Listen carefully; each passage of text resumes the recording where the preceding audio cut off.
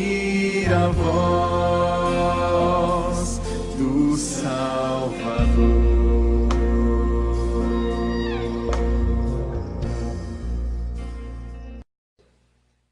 Mateus capítulo 1.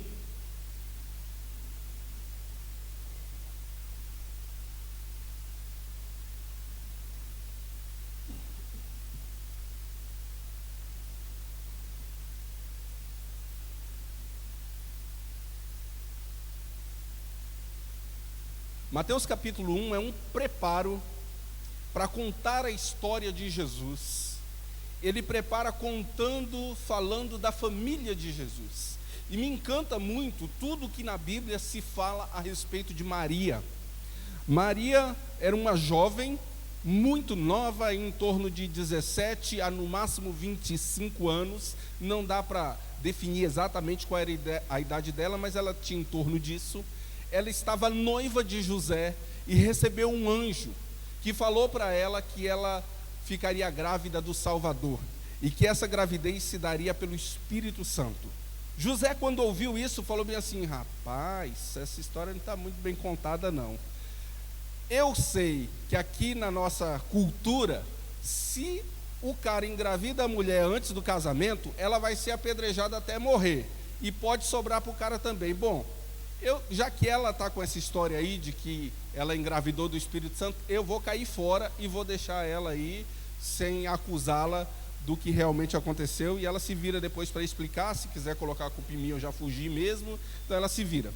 E enquanto ele estava programando na sua cabeça para fugir, o anjo apareceu para ele e falou bem assim: José, não temas receber o que foi gerado em Maria.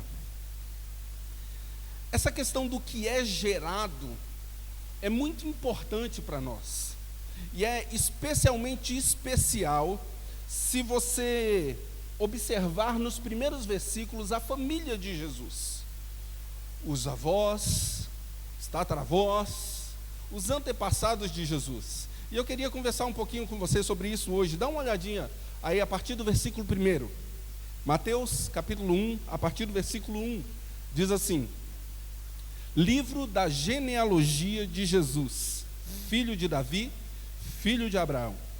Abraão gerou a Isaque, Isaque a Jacó, Jacó a Judá e a seus irmãos. Judá gerou a Tamar, a Pérez e a Zerá. Pérez gerou Esdrom, Esdrom a Arão, Arão gerou a Aminadab a Naasson, Naasson a Salmão, Salmão gerou Raabe, Salmão gerou de Raabe a Boaz, este de Rute gerou a Obed, Obed a Jessé, Jessé gerou ao rei Davi, e o rei Davi a Salomão, da que fora mulher de Urias. Salomão gerou a Roboão, Roboão a Abias, Abias a Asa, Asa a Josafá, Josafá a Jorão, Jorão a Uzias. Uzias gerou a Jotão, Jotão a Acás, Acás a Ezequias. Ezequias gerou a Manassés, Manassés a Amon, Amon a Josias. Josias gerou a Jeconias e a seus irmãos no tempo do exílio na Babilônia. Depois do exílio na Babilônia, Jeconias gerou a Salatiel, e Salatiel a Zorobabel.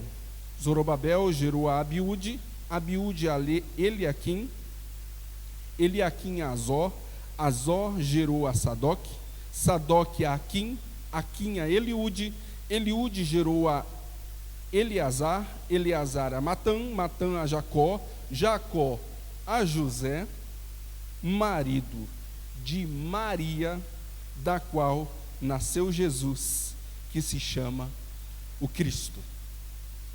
Talvez você tenha observado na sua vida algumas famílias que você admira muito, famílias que você observa e diz assim: puxa, como eu queria que a minha família fosse desse jeito, como eu gostaria que a minha família tivesse essa característica.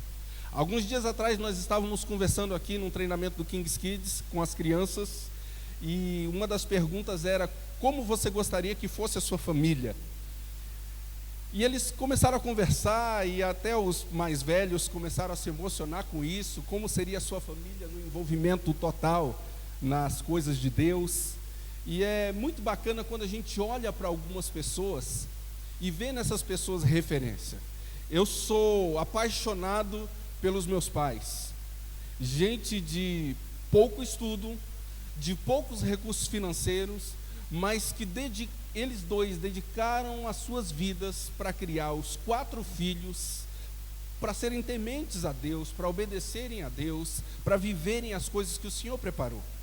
Mas a gente vê algumas pessoas que criam os filhos também para isso, e de repente os filhos escolhem outro caminho. Gente que quer que o filho seja médico ou advogado, e o filho diz: eu vou ser beiradeiro, vou morar lá na beira do rio, pescar um peixinho por dia, comer farofa, comer mandioca, eu quero levar uma vida bem simples. Gente que o pai sonha em que o filho seja empresário, e o sonho do filho é jogar bolinha lá no semáforo para animar quem está estressado no trânsito. Família que você olha assim, e o avô teve uma doença X, o pai teve uma doença X, e o filho está morrendo de medo de desenvolver também aquela doença, e parece que existe uma tensão dentro da família. Você pode conhecer família em que gerações após gerações, todo mundo é obeso. O avô era obeso, o pai era obeso, e agora o filho segue pelo caminho de obesidade. Vícios. Mas você pode perceber algumas famílias em que os filhos parece que assimilam o bom exemplo dos pais e resolve ser um reflexo desse bom exemplo para o mundo. E acaba trazendo para as pessoas alguma coisa de semelhança muito positiva em relação ao que era o seu pai ou o que era o seu avô, e isso acaba sendo refletido para outras pessoas. Eu gosto muito mesmo, assim, me encanta muito o estilo de vida do Marcão. Profissional, trabalhador, cuidador da família, 2 filhas já, uma já formada, trabalhando, a outra terminando a faculdade, e Eda, depois de adulta também, fazendo faculdade, terminando e se formando e tal.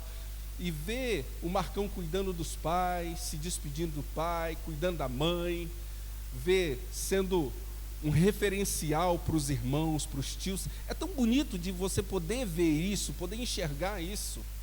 Poder enxergar filhos que olham para os pais e são encantados, e são apaixonados pelos pais. E é tão bom quando nós vemos isto como bom exemplo dentro da igreja. Mas nem sempre é assim. Às vezes você olha para o seu filho e pergunta assim: meu Jesus amado, onde é que eu errei para esse menino sair todo torto desse jeito? O que eu fiz de errado? Qual é o pecado que eu cometi para esse menino querer me cravar na cruz? E às vezes a gente fica assim, tipo, se questionando e questionando a Deus a respeito dessas coisas. A palavra de Deus diz que em Cristo tudo se faz novo. E nós precisamos entender o significado disso, porque nós podemos olhar para o lado genético, né? Nós temos alguns biólogos aqui, alguns médicos. Nós podemos olhar pela circunstância da genética e observar a semelhança de um filho em relação ao pai. Você pode olhar para o Vini e a cara do Carlinhos, né? A Lívia e a cara da Ruth, mais ou menos, né, Ruth? Você pode olhar para uma pessoa e ver semelhança física daquela pessoa em relação ao seu pai ou em relação ao seu avô. Na biologia diz que, de acordo com a cor dos olhos do avô, vai ser a cor dos olhos do neto, né? E tem algumas semelhanças que você começa a observar assim e fala: puxa, isso aqui parece que tem a ver com aquele lá, tem alguma coisa de semelhança. E tem alguns que não sai nada parecido. O Caleb mesmo só saiu a mãe, né? Não saiu nada do pai. Mas a gente pode observar, em alguns casos, que o comportamento social de um filho não necessariamente é o comportamento do pai. O pai talvez seja uma pessoa certa, ande na linha, paga as suas contas direitinho, é bom exemplo para a comunidade, é bom exemplo na igreja, e o filho é todo torto, não gosta de trabalhar, quando paga a conta, paga atrasado. E talvez a gente tenha medo dessas coisas. Muitas vezes nós temos medo de que isso aconteça com nós. Nós temos jovens aqui na igreja, adolescentes aqui na igreja, que têm medo de casar. Porque pensa assim, puxa, mas o casamento dos meus pais foi tão ruim. Ou eu vi minha avó sofrendo tanto, que se for para fazer aquilo lá, eu não quero. Nossa, tem uma doença que vem na nossa família que todo mundo tem. Eu não quero ter um filho para que ele também tenha essa doença. E às vezes o medo toma conta da gente. E a gente fica pensando assim, focado, observando na limitação da nossa família. Seja limitação genética, seja limitação psicológica ou limitação social. Nós muitas vezes focamos nisso. E ficamos observando essas questões que nos cercam a todos nós. Eu sou encantado pelos meus pais. Isso não significa que eles não tenham erros. É bom observar Jeová e Vaneuma, mas isso não significa que eles não tenham erros. Também tem. Até a Ruth e o Carlinhos erram. Você também erra. Você que é filho, você que é mãe, você que é pai, você sabe que erra.